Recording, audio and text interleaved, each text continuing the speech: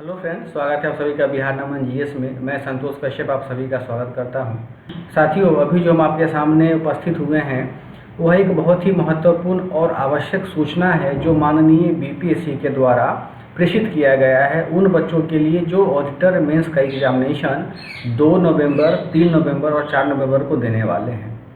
इसमें उनके द्वारा एक सूचना प्रकाशित किया गया है। उसमें यह कहा गया है कि जो भी बच्चे मेंस का फॉर्म भर चुके हैं और जिनको मेंस में अपीयर होना है वो अपना ऑप्शनल सब्जेक्ट को चेंज कर सकते हैं। इसके लिए बीपीएससी स्टूडेंट का जो क्रेडेंशियल पासवर्ड होता है, लॉगिन होता है, उसमें उनका एडिट का लिंक प्रोवाइड करवा देंगे बीपीएससी के द्वारा, जिसे आप 22/9/2022 से लेकर के 30/9/2022 तक आप उसमें अपडेट कर सकते हैं। अब यहाँ समझने वाली बात यह है कि जो बीपीएससी के द्वारा ऑप्शनल चेंज करने के लिए जो अनुदेश दिया गया है उसमें हम किन किन ऑप्शनल को रख सकते हैं।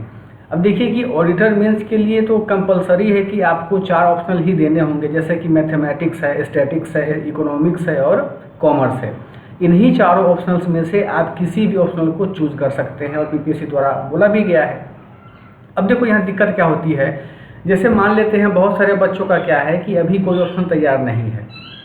जैसे मैथ वाले बच्चे परेशान हैं, स्टैटिक्स वाले बच्चे परेशान हैं, कॉमर्स वाले बच्चे परेशान हैं, इकोनॉमी वाले बच्चे परेशान हैं, हर बच्चे परेशान हैं जो भी ऑप्शन ले रखे हैं ऑडिटर वाले, क्योंकि उनका ना तो सिलेबस कंप्लीट हो पाया अभी तक, ना ही वो अच्छे से टेस्ट दे पाए हैं, ना ही कोई मार्केट में अच्छा मटेरियल उपलब्ध है। तो अब यहाँ देखना क्या है कि अब मेरे पास समय तो 1 ही महीना का बचता है तैयारी करने के लिए।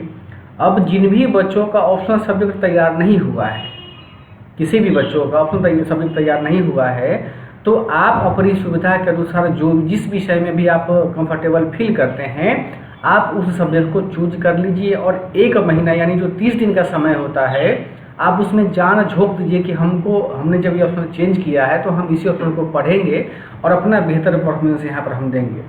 जैसे देखेंगे कि इकोनॉमिक्स हो गया, कॉमर्स हो गया, ये दोनों ऐसे विषय हैं कि जिनके नोट्स और जिनके मटेरियल थोड़े बहुत ग्रेजुएशन लेवल का होता है, वो आपको पटना या दिल्ली के किसी अच्छे नोट्स में या बुक्स में उपलब्ध हो जाएंगे। तो अगर आप उसके प्रीवियस ईयर क्वेश्चन पेपर भी सॉल्व करते हैं तो इकोनॉमी और कॉमर्स 2 ऐसे विषय हैं जिसमें आप अच्छे से हैंडल कर सकते हैं, उसमें कुछ लिख सकते हैं। अगर कुछ टॉपिक नहीं भी आ रहा है, कंटेंट नहीं भी आ रहा है, तो आप अपनी समझ के अनुसार उसके उत्तर को दे सकते हैं। लेकिन मैथ और स्टैटिक्स में क्या होता है कि अगर आप मैथ आपकी तैयारी अच्छी होगी, बहुत अच्छी बात है, फिर आप उसको चेंज ना करें। लेकिन अगर आपने मैथ चूज कर लिया है, स्टैटिक्स चूज कर लिया और आपका तैयार नहीं हो पाया, तो मैथ और स्टैटिक्स में ऐसा नहीं कि हमको ले लेने के मात्र से ही अच्छा नंबर मिलेगा, हम क्वालिफाई कर जाएंगे। बल्कि मैथ और स्टैटिक्स ऐसा विषय होता है कि जिसमें आप एक्यूरेसी के साथ अगर क्वेश्चन को सॉल्व करेंगे तभी आपको आंसर नंबर मिलेगा और आप बेहतर कर पाएंगे। अदरवाइज क्वेश्चन पूछ रहा है कुछ और, सोल्यूशन मेथड कुछ और करेंगे तो आपको दिक्कत हो सकती है। ऐसे में जो आर्ट्स सब्जेक्ट होते हैं यानी जो लिखने वाला सब्जेक्ट होता है वो आपका जान बचा सकता है। ये हमारा अपना विचार है। बाकी अब आप लोग अपने स्तर से अपनी तैयारी का जो लेवल आपका है उसके अनुसार आप सोच लीजिए, चयन कर लीजिए, समझ लीजिए कि हमको कौन सा विषय पर आंसर लिखना है या कौन सा सब्जेक्ट हमको चूज करना है। आप उसको चूज कर लें और यथाशीघ्र उसको चेंज करके आप उसको 67वीं पीटी के बाद आप उसमें लग जाएं। तो यही एक संक्षिप्त सूचना थी, आप उसको समझ लें। और चारों विषय में से आपको बस इसी चारों विषयों में से ही आपको चूज करना होगा, अलग से कोई विषय आपको नहीं चूज करना होगा। इन्हीं 4 विषय में सबको चूज करना है, इस चीज़ को क्लियर कर लीजिएगा। तो अपनी समझ के अनुसार अपने कंटेंट, मार्केट में उपलब्ध कंटेंट के आधार पर, बुक्स के आधार पर आप विषय को चेंज अगर करना चाहें तो आप कर सकते हैं। ये बीपीएससी ने बहुत अच्छा कदम उठाया है, अच्छा पहल किया है, तो आप इसका सभी लोग लाभ उठाएँ।